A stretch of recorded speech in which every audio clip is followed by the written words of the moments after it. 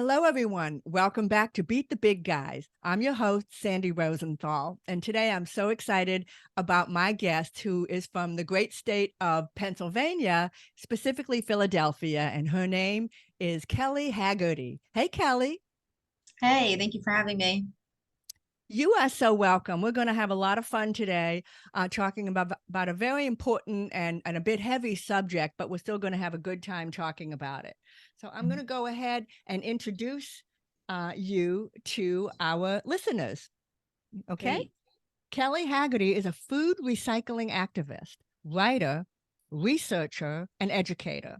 From 2017 to 2019, Kelly wrote her LSU master's thesis in the Department of Geography and Anthropology on New Orleans grassroots food recycling movements. And following her MS, she directed Food Rescue US, a New Orleans organized, oh, excuse me, I'm starting again, Landry. Following her MS, she directed Food Rescue US New Orleans, organized the Enchanted Yam Food Recycling Site, and lastly, organized a food recycling subgroup within the New Orleans Food Policy Advisory Council. That's impressive. In 2021, Kelly was awarded the Waste Expo 40 Under 40. And now she is a first-year PhD student at Temple University in the Department of Geography and Urban Studies. And she plans to write her dissertation about the geography of humans' relationship to the trash bin. Well, I personally think this is an incredibly interesting conversation. I mean, everybody has a relationship with their trash bin. I mean, who doesn't? Right. And I really look forward to sinking deep into this conversation. And before we take off, I want to share with you and with our listeners. Well, first of all, we both know the same person. We both know Lynn Surpass with hmm Compost Now. Yeah. Right. So turns out we know somebody mutually. And what I wanted to share with our listeners is, believe it or not, I have been saving food scraps. Every single food scrap in my house that hmm we don't eat is saved, is frozen. Uh-huh. And I bring all my food scraps to whichever is most convenient. And then COVID came along, and there were only a few places in the city that would take food scraps. Thank hmm goodness now there are more sites open. But here's the hmm funny thing, okay? There's nothing funny about that. What's Uh-huh. funny is, in my attitude, well, why should everyone in my neighborhood be going to the drop-off site? I'll collect everybody's food scraps. So I'm the neighborhood garbage lady. Oh, wow. And you do that through Compost Now with Linserpy or you I were did. I did. I used to bring the compost scraps to the libraries, but then got it. unfortunately COVID came and that program shut down. And then I would bring Yes, my for scraps libraries. to a dirt farm called Schmelly's. Yeah. Okay. And Yeah. now Nature Audubon Institute is now accepting food scraps in a very Right. convenient location in uptown New Orleans at the golf club. But if you'd have told me when I was a little girl that I would grow up and be a garbage collector, Right, right. that's exactly what I am. I Right. collect. And that garbage just turns into this beautiful nutrient rich like soil. Yeah. Oh, And it's a that beautiful thing. It's just a kind of a funny image, especially if I were to look at myself when I was a little girl, and we had a garbage man when I was a yeah. little girl in an urban area that came and collected the garbage. So that's a funny Right, little. you're the neighborhood garbage lady. It's I the was the new garbage lady, and I am the garbage lady. So, well, anyway, amazing. enough about Sandy. I really want to talk about Kelly. Kelly, the mic is yours, and please tell our listeners about the work you're doing. Yeah, I'll just start from the beginning in terms of how and when I got interested in food recycling. So I lived in Bloomsburg, Pennsylvania. I was getting my undergraduate at Bloomsburg University of Pennsylvania in anthropology and a minor in geography, and I was studying sustainable agriculture. And I noticed within the discussion, within the research, with even when I was farming and helping out local farms, or yeah, I food waste was only a fraction of the discussion within sustainable agriculture. And I was, I would turn my head at that and I'd be like, why is this? Sustainable agriculture, it's in the name to be sustainable. And food waste is wasting food is the opposite of sustainable. But within the discussion, you know, 40% of what we are trying to what we're sorry, Landry, cut that. 40% of food that we are trying to produce sustainably is going to waste. 40% of food that we produce in the United States is not making our plates. Um, and so I turned my head at that, and I was like, and I was really good at school, and I loved research, right, education, presenting, et cetera, et cetera. So I decided to go get my master's and try to talk about food waste or answer some of my questions about how sustainable agriculture and food waste relate. So I went to Louisiana State University and I wrote about, and closest city to LSU and Baton Rouge is New Orleans. So I really dove deep into what the landscape looked like with food waste management in New Orleans. And it so happened that, I wasn't really actually going to get my questions answered about how sustainable agriculture, you know, doesn't create many topics. I'm sorry, Landry. I'm gonna cut that. I wasn't going to answer my questions about sustainable agriculture and food waste, but I found something much more interesting happening, and that was how food waste recycling happens on a smaller geographic scale in a city that does not recycle food on a municipal level. I really looked at what are the grassroots movements doing. So essentially, I wrote my thesis about how grassroots organizations within New Orleans, that's how I met Lynn Serpy with Compost Now, um, were managing their food recycling and their relationship to the government, their relationship to the state. What are the policies, the regulations? What's the geography of food waste in New Orleans, essentially? And I had synced into it. Is that a word? Sank, sorry, cut that. I got into it so much that I couldn't step out and continue on to something else. So I stayed in New Orleans and I started, you introduced all of this, the Enchanted Yam and Food Rescue Us New Orleans and FPAC. We started working, me and a few other people started working on the subgroup within the Food Policy Advisory Council. Um, yeah, and I essentially been doing that for the last 3 years, up until now. Um, and just to go a little bit more into it, the biggest work that I did within the last 3 years was Food Rescue Us New Orleans, and that organization essentially recovers food from grocery stores, cafes, bakeries, and we redistribute it to hunger relief organizations or organizations that are in place to feed folks in their neighborhood or yeah. And that is still going on. But yeah, within this last year or so, I was like, well, there's a lot that happened in terms of waste in New Orleans since I've graduated and wrote about it. And I was really missing research, writing, educating. And so I told myself that I'd try to go back for a PhD and continue to write about the work and potentially more on a policy level in New Orleans. So I'm here. I had to move, unfortunately, but I'm here in Philadelphia at Temple, and I think a lot of my dissertation work is going to include a lot of the work that I've done and will continue to do in food waste management, or just maybe now waste management as a whole, in New Orleans. So what were the things that you discovered that you found that surprised you? And when you said you sank so deep into it that you could barely breathe and couldn't do anything else, so you must have discovered some things that surprised you. Is that right? I I just fell in love with the work.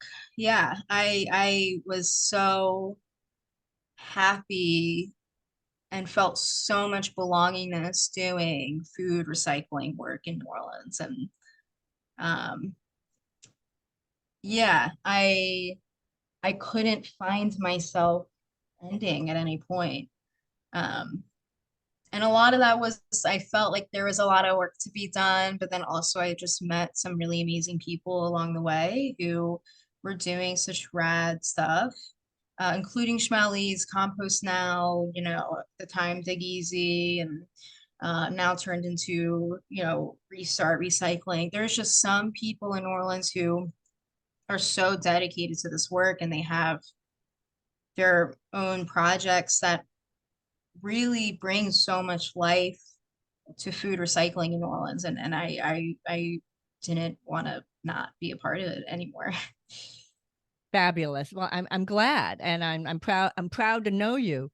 So you had you I understand that your thesis you're discussing humans or humankind's relationship with the trash bin. Can you elaborate on that a little with us for us? Uh, in my dissertation, Hmm. in my project to come, Yes. yeah. Um, well, just like you you said, we all have a relationship to the trash bin, and that is very true. And that trash and wasting stuff is a one of the most important things of our everyday life. We do it without even knowing. We throw away things, we waste things all of the time. And something that has been really interesting to me that scholars have written about several times throughout years, throughout the decades, um, especially starting in the 1970s, a lot of literature about waste has really kicked off. But even though waste is the center of our lives, we put our trash bin in the corners of the kitchen. We put them in the corners of, we put them in their garages, or we put them in our backyards, or some places don't even have trash bins. And if your trash bin is out for a day longer, your neighbor gets mad. So I think it's really what I'm interested in is sort of maybe even looking at the history of waste and kind of, and looking at how when we became more wasteful, we became a little bit more distasteful towards what the bin is in our lives. And, I think that's something that I'm really interested in. But I'm still kind of definitely exploring what my dissertation is going to look like. Um, because I also think that things are taking a turn, and that waste is something that we are considering a little bit more as a society, especially in the last 10 years. A lot of cities now compost, that several cities now compost. And, um, we are really thinking about where is our waste going, especially if it's not going to China anymore, and what happens to it. Um, do we believe if it's actually getting recycled? And so I think that my dissertation is going to definitely touch on a few things. One of them is um, definitely the social theory of our relationship to trash bins. Why is it so challenging to have four bins in my kitchen, four trash bins, one for the trash, one for recycling, one for glass, one for, you know, The food food. scraps. Yeah. And there isn't any infrastructure outside for that. So how hard is it to plan? And why is that so challenging here? But in Seattle, for example, they are skipping around their waste bins. They, you know, over there, they brag about their four bins. And so I'm really interested in that. But I think also one of the things that I can't ignore none of us can really ignore is the politics, the economics behind waste as a whole. Oh, it's Not a big playing field. business. Big Big business. business. Yeah. Big business. A lot of money to be made. So, Yeah.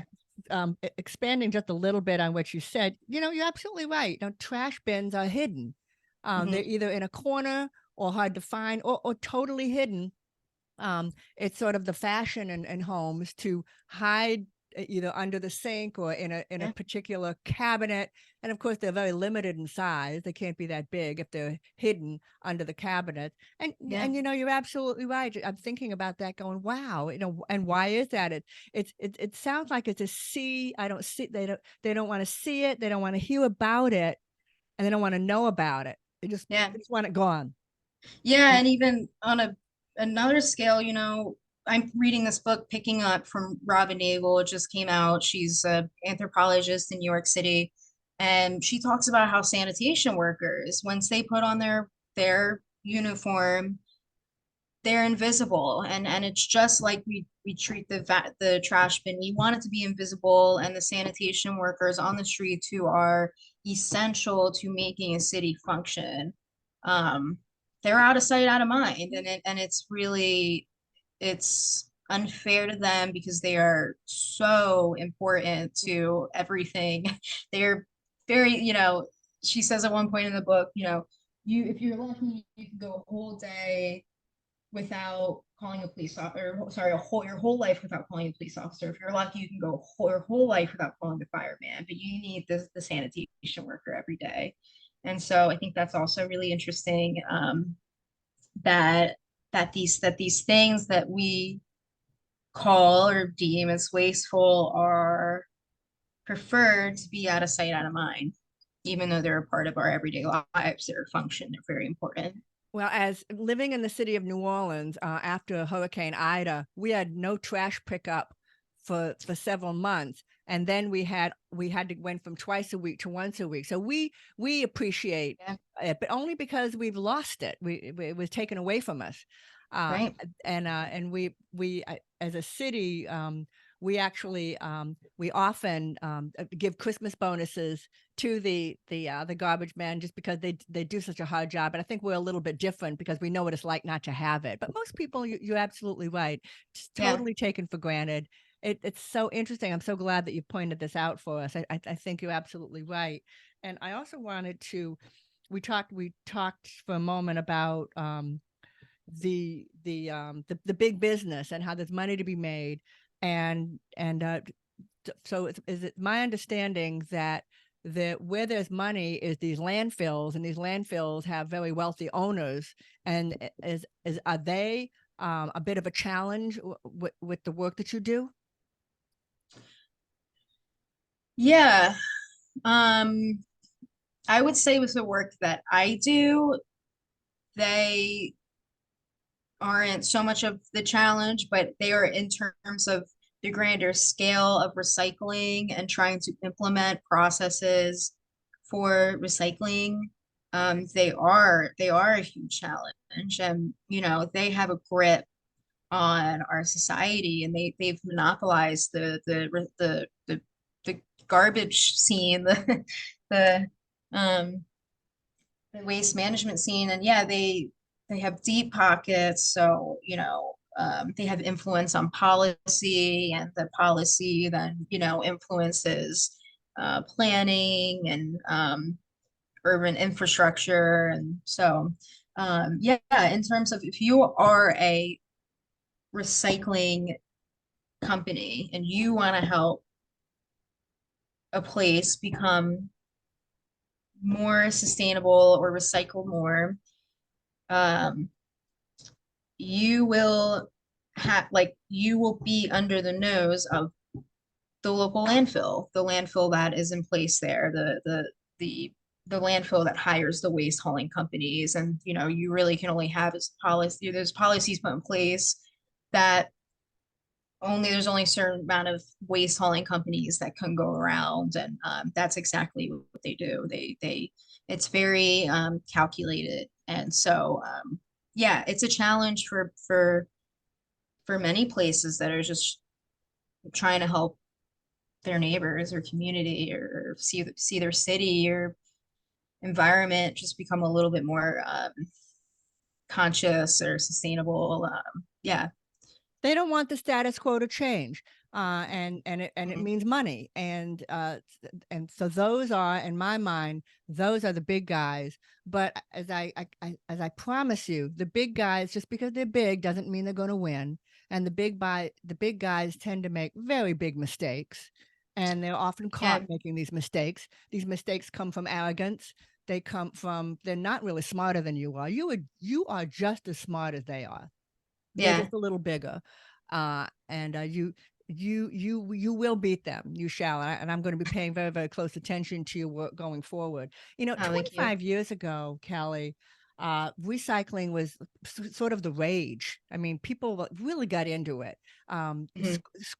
School kids came home and said, "Mom," if they weren't already recycling, they convinced their parents to recycle, and it was really an all in. Let's do this. And then as time went on, it became it almost went the other direction, because the New York Times would do a story about how all of that tenderly, lovingly recycled, or so the theory was, all of that lovingly recycled material, if there was one little tiny piece that didn't belong in that bin, that the whole thing went into the landfill. And that Yeah. became the mantra about 15 years ago, 10 or 15 years ago. And so the young people in my neighborhood have this, "Oh, what difference does it make?" attitude. It's all going to the landfill anyway.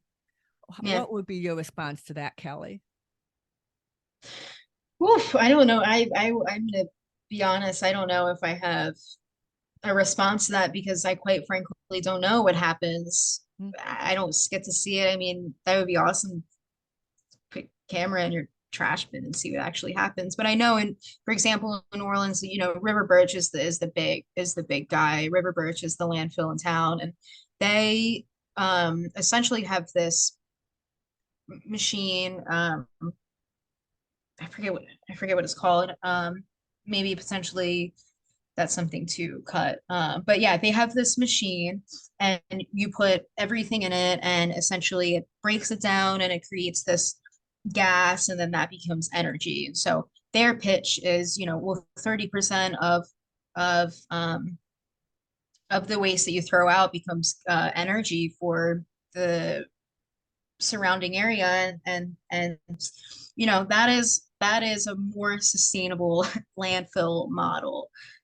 So River Birch is big guy. They're not doing terrible things, but I would like to see those materials going somewhere else. We don't, just because they're able to convert some of the amount of garbage into energy doesn't mean that that's the best place for it. And so um, they have a grip on New Orleans in the way that they have this pitch. They're able you can tour. You can go there and you can tour and they bring all the politicians there. They bring the Department of Sanitation.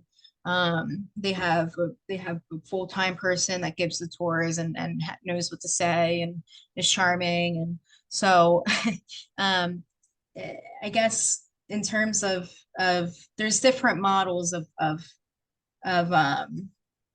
sorting, but in terms of New Orleans, that's essentially what I know happens.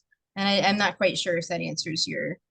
Well, and you don't need to worry about that. When I first started beating the big guys, which for my case was the federal government in 2005, I was so naive, so ignorant. I didn't know anything, didn't understand why I was getting so much pushback, from the big guys. I couldn't understand it. But as time went on, you learn more, you find out more, you can just keep asking questions. And Mhm. here's the thing. You said something really important a few minutes ago. I asked you a question. Oh, actually, I didn't ask you a question. We were discussing how a lot of people have given up on recycling because they think it's all going into the landfill anyway. I asked you how you would respond. You had a very interesting answer. You said, "I don't really know what happens to it." You see, this isn't your fault. The fact that you don't Right. know, that means nobody knows. If you don't know, nobody knows except the people that want to keep that information secret. So, Yeah. Kelly, how do we get the answers to those questions, do you think? Who do we ask the questions to? Well, um, Who has the answers? And I don't mean to be cross-examining you, but in your mind, if we could ask questions of anyone and get answers, um, private industry, you can't FOIA, do a public request for records to private industry, but these landfills are also working with the municipal governments. So part of it um, must be public, is what I'm trying to say. Maybe not all of it, but a lot of it, maybe.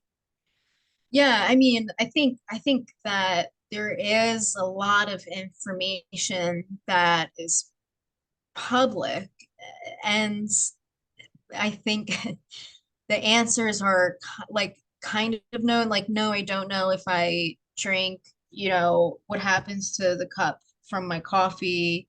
I put it in, I can maybe choose to put it in a blue bin, and then, the blue bin goes out with the trash by the curb, and I see all of it go in the same truck, and after that, I personally don't know, and we can all assume, well, if it's going all in the same truck and you see it all getting squished into the same amount of matter, well, it's all going to the landfill. And so that's why my answer was, so I think the answers are there. What my question to your question would be, my question just being generally is, how do we change that? How can we as a society collectively affect policy so that, and if like have enough influence so that we we know that our recycling is going to the local recycling plant.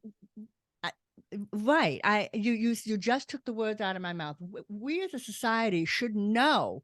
I don't have a coffee cup because I'm a tea drinker. I'm from Boston, but if I were drinking a Starbucks coffee cup, I ought to know exactly where it goes. I ought to know. And if Yeah. or my glass container or my envelope with a plastic window, because they're not recyclable, I ought to know exactly where that goes. I ought to know, and we don't. And I wonder if everyone in the city of New Orleans demanded to know exactly where it went, maybe then we could get some answers. And that can't be done with this hiding your trash attitude. Yeah. And that now I want to go downstairs and take my trash out from the cabinet and put it in the middle of the kitchen, which is actually what I prefer. Mhm. And I grew up that way. It was right out there, big as life, and was big. It wasn't this little Yeah. tiny thing where you had to use more, we actually use a little bit more plastic. We also didn't use plastic when I was a little girl. Yeah. So, and that's a whole nother issue. I know we'll do on another podcast, Yeah. but imagine if everyone in the city demanded to know exactly where it went. Well, they and here's the thing: we don't have to know the answers. All we have to do is ask the questions. Yeah.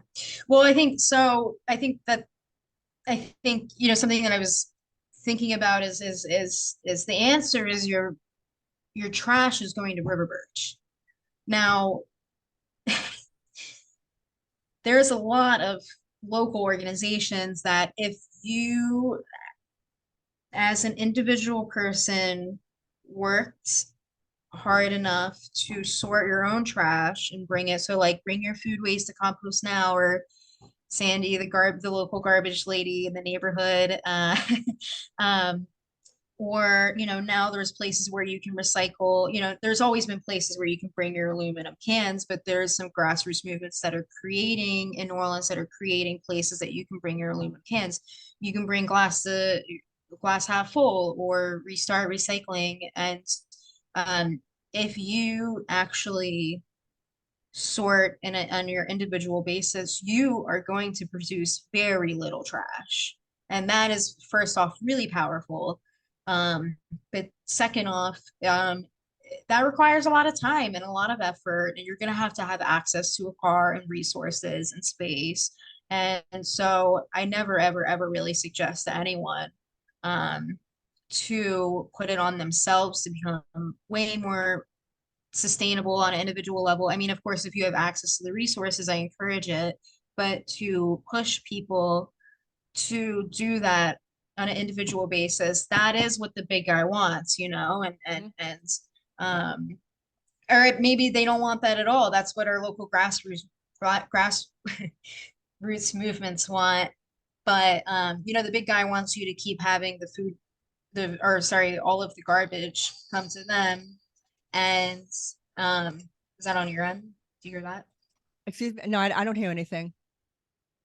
Hang on. Okay, sure. There's a weird sounds coming from my end.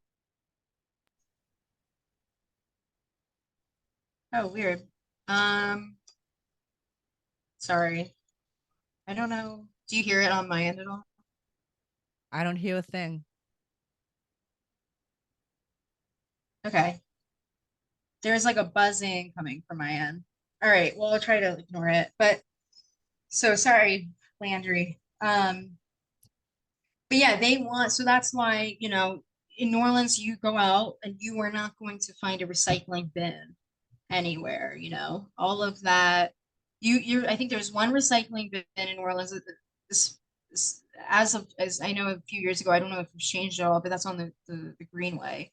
Um, so yeah, I think that it's not sustainable just to have all of these local small groups doing all the work for like little or no pay on a volunteer basis, you know, outside of their own personal lives and jobs to make sure that New Orleans recycles. And I think that's true for many places. I think, you know, the Austins, the Seattles, the Ann Arbor, Michigans, all of that, they are they are very the fact that they recycle so heavily on a municipal level feels rare right now, but hopefully that changes. But yeah, for now, yeah. In other words, we can't rely on our nonprofits to do it for us. We have to, Yes. it has to be government mandated.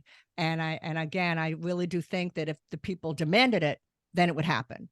If the people demanded it, and that, I really do think that will come with time. I think we're going, I hope, I want to hope that we're moving in that direction. This has been an incredibly interesting conversation, and we're Yeah. about run out of time, but is there anything else you'd like to add for our listeners before we sign off?